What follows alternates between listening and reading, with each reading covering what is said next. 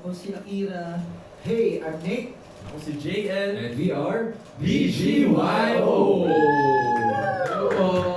So guys, kumusta naman ang feeling na napanood niyo yun? Parang konting trip down memory lane. Nakakaiyak po.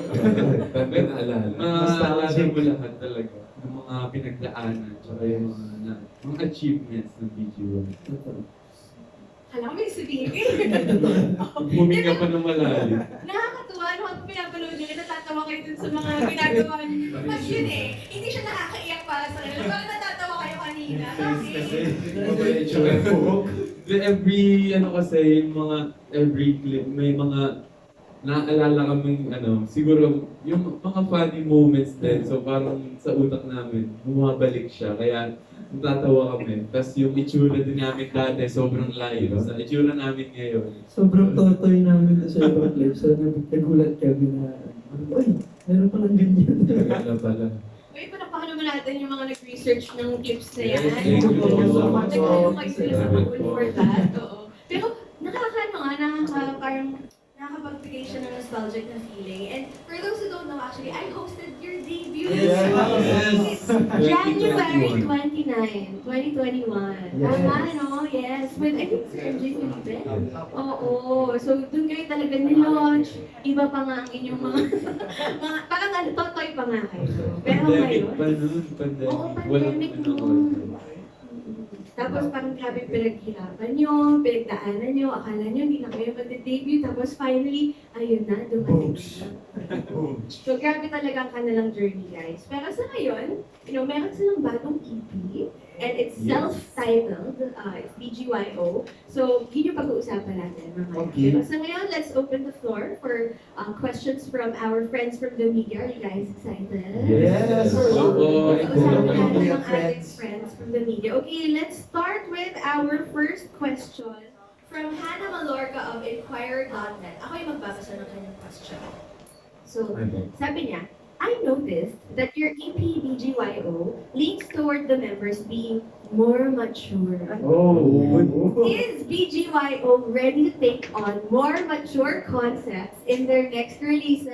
Yes po. We're ready for anything po. And we're getting older din po. So, I think we should kind of match our feeling sa music so that it's really us, BGYO po. Yes, and also, ilan years na rin kami, 4 years? Yes, for years. 4 years. BGYO. And syempre, nag-mature na din po talaga kami when it comes to our music and how we represent ourselves. And yeah! Siguro mas marami rin kasi kami na-experience na once na tumatanda tayo. Kaya mas marami rin kami pwedeng input and connected sa music namin sa mga future songs. Yes, tsaka yung every time, dati kasi, every time na may nakakasalamuha kami tao, ay, babangkin ko pala. Tapos ngayon, parang kami na yung mas matatanda sa mga kapanibago. Ganun talaga ang buhay. I can relate. Ganun talaga, guys. Oo. Pero, pag-usapan natin yung bago niyong direction dito sa EP na, mas mature na. So, kayo ba yung nag-request ito? Ano ba yung naging parang process kung bakit ganito na yung sound niyo? Kasi ako, I'm loving it. Parang feeling ko nga mas bagay sa inyo. Oo, yung ganito parang may sexy vibe na, pero wholesome pa rin. But at the same time, it's more you. Actually, yung EP po namin yan, it took a long time for us para mag-go yan.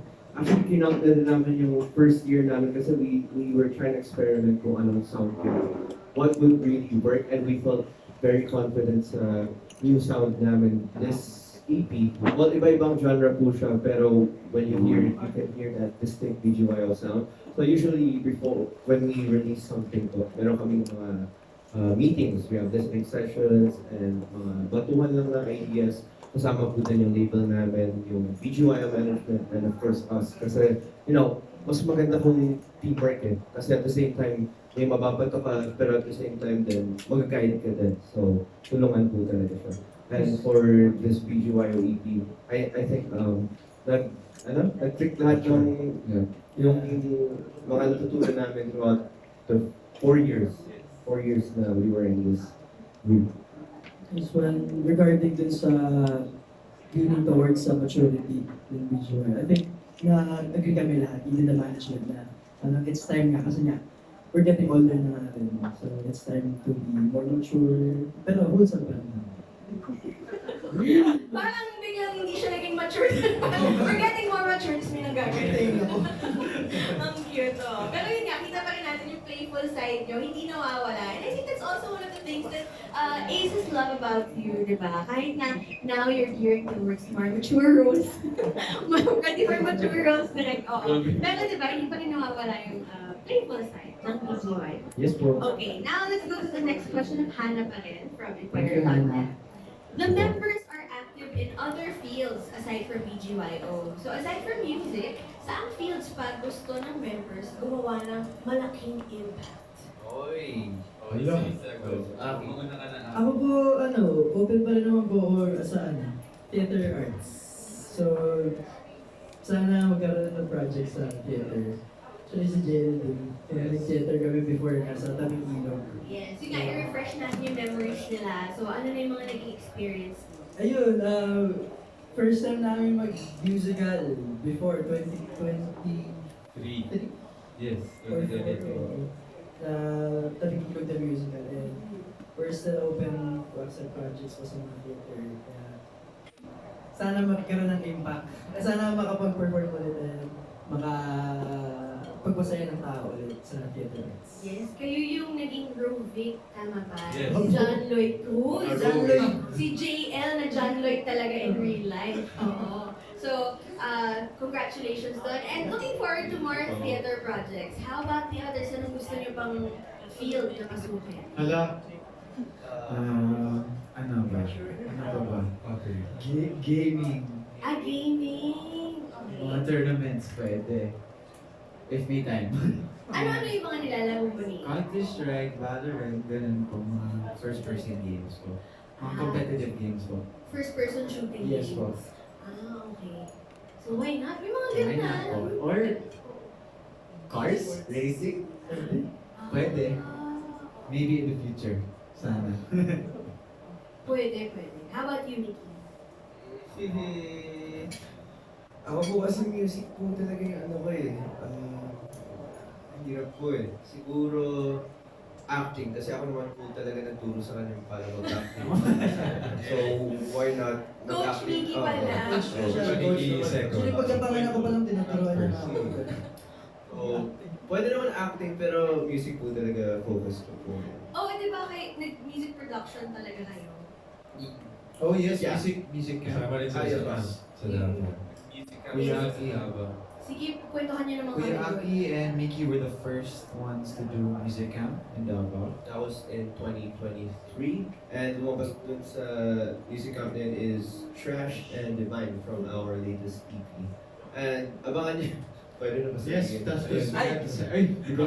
Napatingin sa mga boss. We had a second music camp. Yeah. Ayun na. Kami ni Mickey and a lot, last year ba? Last year? Yeah, Yeah, last we year. had a lot of things cooking there and sa Miss Joby. Linawin muna natin. Okay lang yun. Okay na. Okay lang Kasi daw. for those who don't know, nagkaroon ng music camp ang Star Music or ABS-CBN Music. Yes. So, doon parang pinagsama-sama kayong artists no, sa Davao. Yep. Tapos, you created a lot of songs there together with other songwriters as well. Tama? Yes. Okay. So, Songwriters from the US as well. Yes, Like from the US Grammy din. nominated producers and Grammy winners. Winners. wow! So, hindi lang ito Star Music artist. Yes. Okay. Tapos, doon sa music camp na yun, nanggaling yung dalawang songs yung from your EP right Apo. now. Yep. Divine and Trash. At meron ding ibang songs. More, many more. Pero sa Abangan next time. natin. Yes. Okay, abangan natin yan. Okay. So, Jello, ikaw na lang. Well, aside from music, syempre acting, feel ko na sa mga ganabang movie na tawag dyan ay For Bad Boys and Me. Love na po lumabas. And I think acting kasi dream ko na siya since I was young. Tapos, I'm willing to explore pa and to learn more and improve more sa field ko. Pero yung acting mo, gusto mo yung hindi parang theater style. Talagang sa TV series or movies or open ka rin sa theater. Opo, gusto ko ulit. Pero tataas kasi ng mga kinamanta niyo eh. Hindi, kaya mo yan. Pero, as much as possible naman, kung kaya lahat, why not? Hindi naman tayo. Oh, okay. So, abangan natin yung mga iba-iba niyo pang ganaps in life aside from BGY. Okay. Now, let's go to the next question coming from Ken Quinto of Circle of Stars. Hello po. Hi, Hello. Ken. Hello po. Hi. Hello po. Congrats po sa bagong AP. Question ko lang, over the years, yung BGYO nakakaranas ng high and low sa career nila. May mga ano ba, minsan ba nararamdaman nyo na parang nadi-discourage kayo kapag yung mga goals nyo parang hindi nasusunod? Parang halimbawa, medyo mababa yung stream, ganun. And paano nyo siya hinahandle as a group? Well, tao naman po kami lahat, so may mga times po talaga na we feel that way. Pero at the same time, yun yung feeling na yan will teach us a lot on how to improve ourselves, kung paano namin handle yung ganung situation. And yeah, Ang pinaka-solution siguro namin every time nakakaramdam kami ng mga negativity is kailangan talaga intact kami as a group. Kailangan nandiyan kami para sa isa't isa kasi kapag mag-isa ka lang na dinadamdam niya pag sinusolo mo, matatalo ka talaga. Tsaka yun yung, parang mas makakapag-motivate sa amin pag merong mga challenges na ganyan. Kasi pag yung puro maganda lang yung nangyayari, syempre di ba, minsan hindi mo na nakikita yung so parang mas okay pa rin yung may three. Wow. Huwag ka masali. Pero good thing din po kasi through experience po, dun sa 4 years na naging BGYO kami, nagkaroon kami ng mga ideas on how to improve nga. So nagkaroon kami ng mga batuhan ng ideas on how to improve our song mix, or how to promote our songs, yun. yes po. And personally, kayo as a group, tingin nyo ba na-achieve nyo na yung success? And paano nyo success? And paano nyo ma-identify yung success? So, success na siya. Oo, sa success. Hindi, siguro for our younger selves, na-achieve na namin kasi ito yung pangarap namin talaga, kaming 5. Pero sa BGYO ngayon, we feel like hindi pa siguro dahil marami pa kaming kailangan ma-achieve as a group at marami pa kaming kailangan gawin, kailangan patuloy. Yeah, kung di ba namin na-achieve man ngayon yun, pero mafe-feel pa rin namin na we're still winning ngayon kahit hindi pa kami success sa term na. Success. Pero kung meron ba kayong parang sana winish nyo na sana ginawa namin to noon, yung ganun? I think lahat naman ng tao may ganung feeling, pero at the end of the day, di natin malaman kung Kailan? yes. Tamang oras. So, ito lang, patuloy lang talaga kung ano yung sunod lang sa flow talaga ng mga nangyayari. Thank you. Thank you so much. Thank you, Ken Quinto of Circle of Stars. Yes, but may I just say something? Alam nyo, ngayon kasi yung basihan natin ng success, or lalo na yung mga fans ang basihan nila, streaming, or yung kung gaano ka-popular yung song. Pero alam nyo sa music industry, sa tagal ko na rin na nag-work dito, natutuhan ko from like the veterans in the industry na how do you say na a song is successful or not? Or ano ba yung best song ng isang artist o hindi? Natutuwa ko to kay Raymond Palasigan of The Eraserheads. Kasi I was talking to him about what a best song is. Sabi niya, walang makakapagsabi ko anong best song. Parang basta ginawa mo yung best mo for that song. Kung gusto mo yung kantang yan, maganda yan. Hindi mo kailangang basahan yung ibang mga metrics in the world. Yes. Tsaka as long as you know you're happy, gusto niyo yung nirelease niyo. Yes. By the way, ang ganda talaga ng EP nila ha. As in, nagulat ako dun sa bago yung sound. Oo. Listen to it, guys. Oo, guys, give it a chance and you'll enjoy listening to it. Okay, now let's go to our next question coming from Mikey Viñas of Kapamilya Vines. Hello po. Hello po. Ako ang mag-ask. Ako pala. Oh, sorry. Okay. Hello po. Hello po. Hello po. Okay, my question is, question ni Mikey, any Holy Week plans? O malapit na. Ano mga plans? Happy na. Birthday ni Jen. Birthday ko.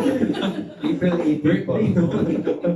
Celebrate birthday. Yeah, I think I'm gonna celebrate my birthday. Tapos yung usual, since Holy Week kasama ko family. And hopefully makaka-catch up ako sa mga friends ko na hindi ko pa nakita for years siguro. Ako naman po siguro, for Holy Week, uuwi po ako ng bahay namin. Taga saan ka ba? Sa likod ng po na SMR. Akala ko naman probinsya. Pero Nagkatan lang pala. ako papakita po ako sa family. Ay, hindi ka ba nakikita usually ng pamilya? Na-busy po ako eh. But like, Okay. Actually, parang kami po, hindi po kami masyadong nakaka-uwi. Kasi Cavite, Bulacan, tapos basic po lahat. So, si Miggy po kasi solo din ako. Hindi siya masyadong nakaka-uwi. Ako naman po, mag-early celebration din ng birthday siguro.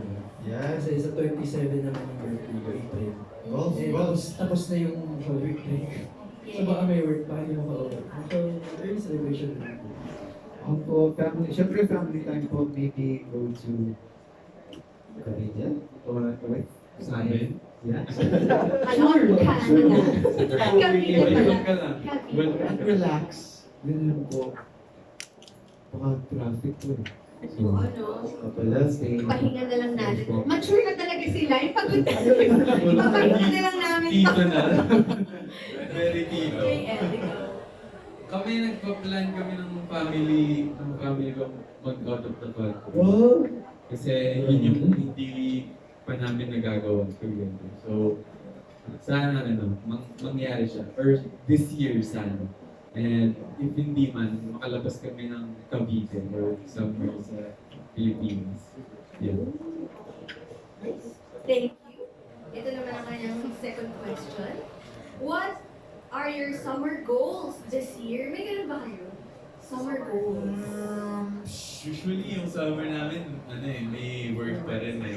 Pero siya sana makasingit kami na makapag-outing kami. Yung mga drawing na kukulayan na yung mga... Dapat daw hindi pinaplano yung mga ganyan. Oo, maganda yung bigla. Yes. Nag-uusap nga kami, hiking tayo. Pero sabi ko, mga ganyang plano, malabo mangyari. Hindi kaya baka hindi pumunta. Ay, pero maganda yung sana sa mga plano nyo, parang gusto nyo pa rin kasama kayo. Kasi usually yung mga groups, kapag may bakasyon, parang parang naman tayo, ibang group of friends. Pero kayo nagpaplano Gusto kayo. namin talaga Badminton tayo. Pagka may request, let's go. Teka, sabay kayo nagsalita. Mahalaga yun, ano yung kunento mo, Miki? Yun nga po, siguro more bonding pa tulad ng kagabi nag-badminton po kami lahat. Badminton kayo kagabi. Madaling Lahat araw. kayo? Yes. Wow! Bihira siya mangyari pero saya. Masaya. Pero yun, sana masundan. Sana makulayan pa lahat ng mga dinadrawing namin. Kasi sa pakaramdam yung nag-uusap kayo tsaka nagbabanding hindi tungkol sa Work. So parang recharge din for us. Sige, pag-usapan natin yan. Ano yung mga parang ginagawa nyo hindi for work na talagang nakakatulong sa inyong dynamics as a group? Shopping. Shopping. Shopping. Shopping. Sports. Like, aside from Basketball, volleyball, Badminton. gaming. Gaming. Sports. Eat out. Eating. Diba? Siguro yun lang. Yun lang. Kasi, Next time po may hiking na tanong. Saan?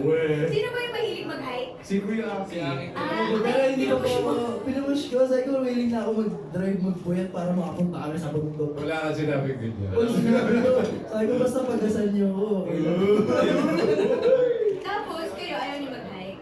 Wala na pong Gusto hiking. naman. Oras lang po talaga. For Kuya Aki. Pero actually gusto mo, may after na to game na eh. Nagkahamulan na. Kung makagame ka, alam mo talaga. Oh, by the way, guys, magbabasa lang tayo ng isang comment from Facebook. Sabi ni Ishida Chain. Best boys, more mature concepts. We got you. Oh. Sige, ano ba gusto mo? I think habang nag-hike kayo topless. Parang ayaw, baka Or maraming boneless. Huwag naman. Di parang wala kayong tan lines. Yun lang naman yung concern ko. Baka wala kayong tan lines, di ba? Pantay na pantay. Pantay yung kulay. Yes. Thank you sa mga Thank you po. nagko-comment. Thank you. Comment Thank you. guys.